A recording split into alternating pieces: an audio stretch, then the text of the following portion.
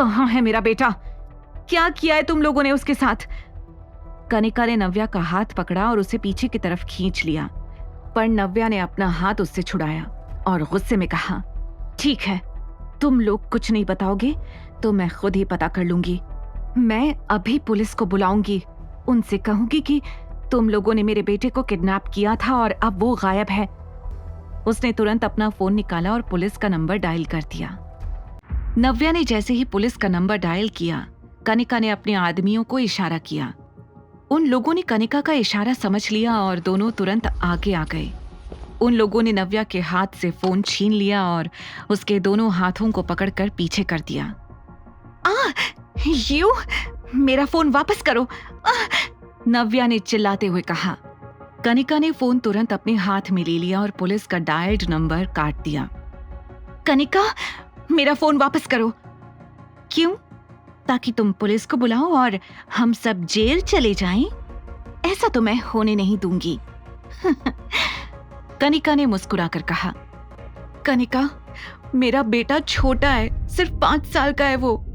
पता नहीं कहाँ होगा वो। उसे तो ठीक से रोड क्रॉस करना भी नहीं आता है। प्लीज समझो, मुझे जाने दो। नव्या हर तरह से कोशिश कर रही थी कि कनिका उसकी बात को समझ जाए, पर कनिका को हर बार की तरह इस बार भी नव्या को तकलीफ में देखकर मजा आ रहा था। तुमने तो कहा था कि आरव के पास उसके डैड है, I mean, अविनाश आहूजा। वो तो इतना पावरफुल है, हो सकता है तुमसे पहले उसने आकर आरव को बचा लिया हो। कनिका ने टॉन्ट मारते हुए कहा। ये सुनकर नव्या को समझ नहीं आ रहा था कि वो क्या कहे। अगर वो सच में तुम्हारा हस्बैंड और आरव का डैड है तो वो नहीं रह पाएगा तुम दोनों के बिना।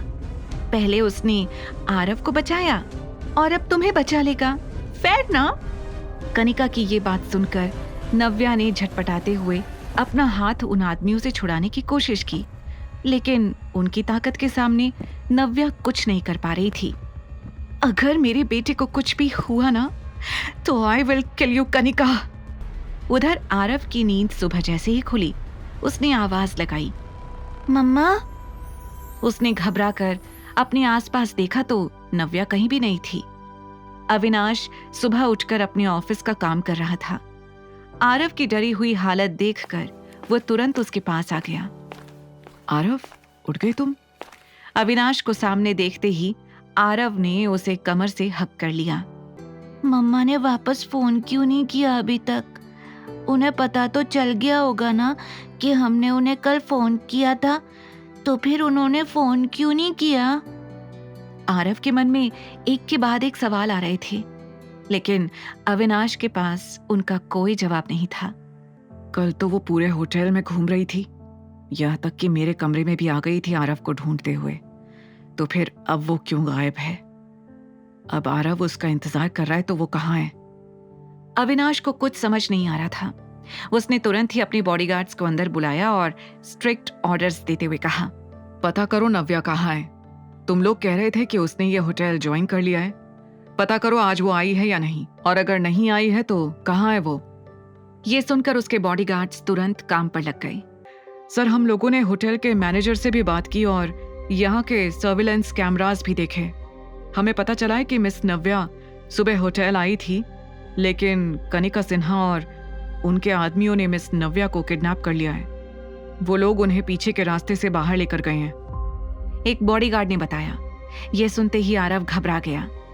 मम्मा को वो ईवल आंटी लेकर गई है। पापा, कुछ करो, वो मम्मा को बहुत परेशान करेगी। अविनाश एकटक आरव को देख रहा था और सोच रहा था कि नव्या इस वक्त कहाँ हो सकती है। उधर नव्या को कनिका और उसके आदमियों ने कार में बैठा दिया। जैसे ही उसके मुंह से हाथ हटा, नव्या ने अपने बचाव में चिल्लाना शुरू कर दिया, छोड़ो मुझे, लीव मी।